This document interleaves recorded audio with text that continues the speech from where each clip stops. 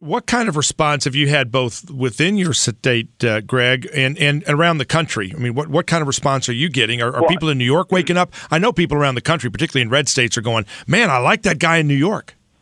I'll tell you what, man. I mean, when you look at my district, I'll be very honest with you. I mean, this is probably not a winning issue for me. I would say at least 60 to 70% of my constituency. I'm just north of the city. I don't represent. Hillary Clinton is in your district, right? Yeah. Bill Clinton. You're her state senator. Bill Clinton actually endorsed my opponent the last election. I have more. It's a Democratic district. It's a very tough district. But when it comes to standing up on the Second Amendment, I just couldn't play in this charade, and it personally disgusts me. I mean, we're very close to Newtown, Connecticut. It's literally right over the border.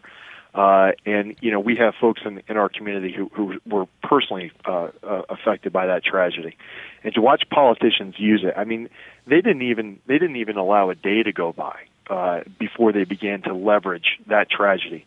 And when you look specifically at that instance, there was a sick individual, violently, mentally ill animal who mowed down children. Now, his mother, evidently according to reports, even told the babysitter, you can't turn your back on this kid even for a second. Yet she took him to a shooting range. Somehow he had access to firearms.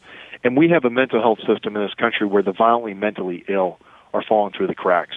The president doesn't want to have a serious conversation about that.